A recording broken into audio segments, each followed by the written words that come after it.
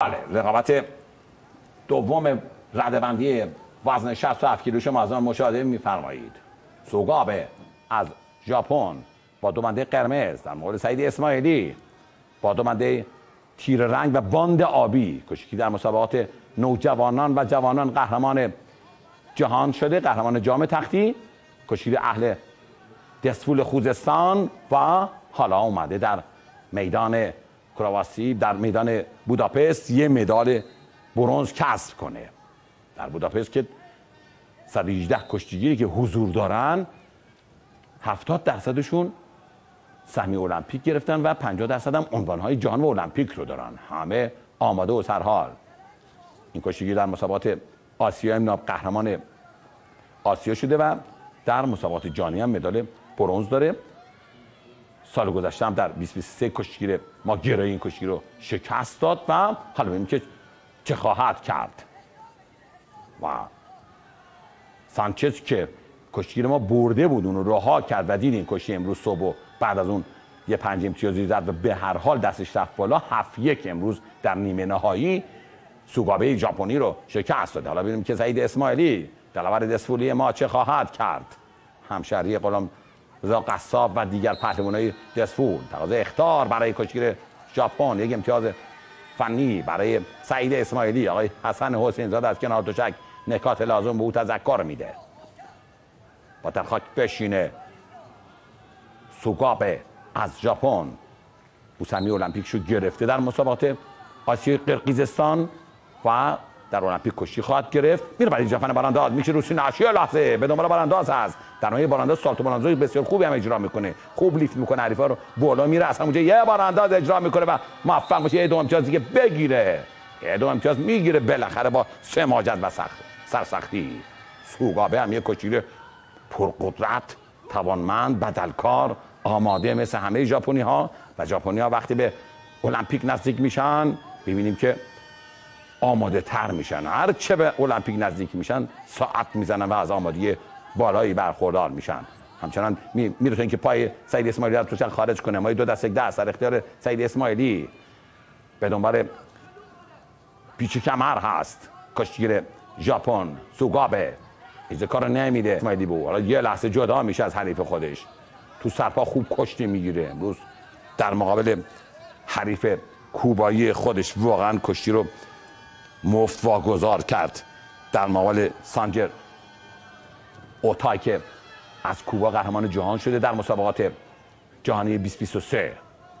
حالا ببینیم که چه خواهد کرد سعید اسماعیلی در مقابل این کشتیگیر که 7-1 مغلوب سانچز اوتا شده بود. یک بار دیگه سعی میکنه پای سعید اسماعیلی رو به هم اتوشک خارج کنه، تا دلش به هم خورد اما نرفت بگیره اونو.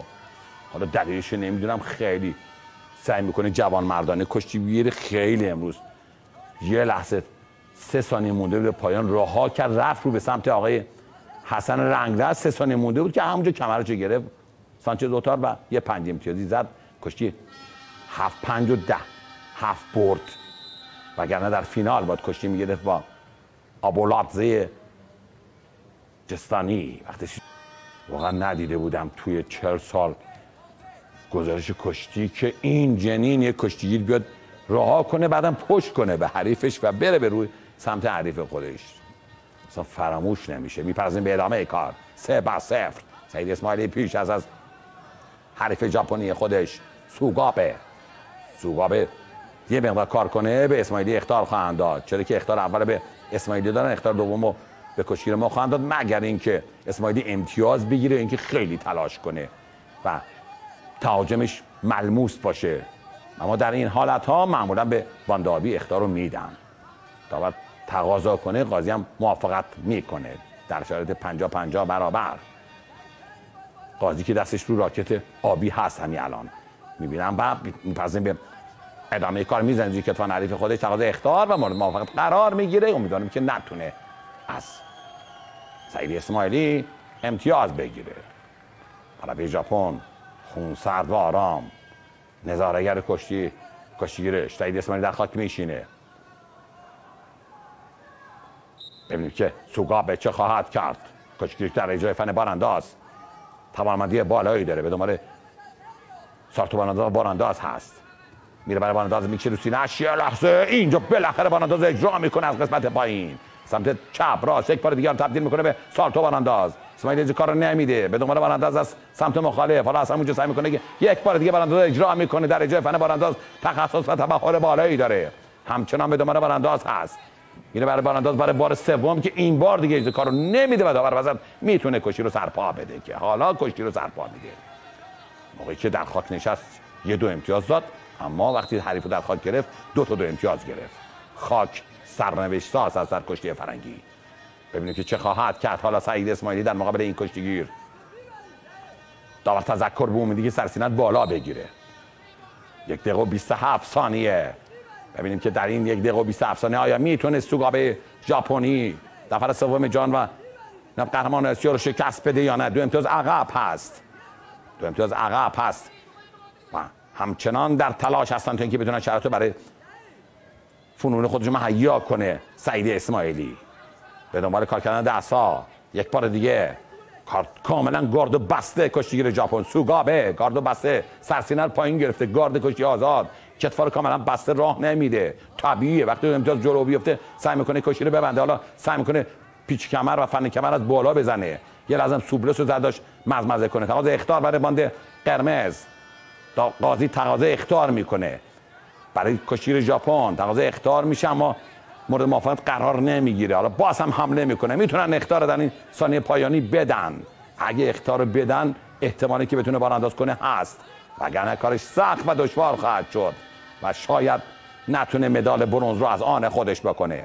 با گاردی بسته کار دنبال میشه. سعید اسماعیلی در تلاش هست که بتونه شرایط برای کمرگیری خودش مهیا کنه. یک بار دیگه میره برای کمرگیری، اصلا اونجا میزنه که خاک کنه حریف خودش رو، یه لحظه ساز بغل به اجرا میذاره. باز هم کشتی ژاپن کارو نمیدی که 2 تا حمله برقاسا.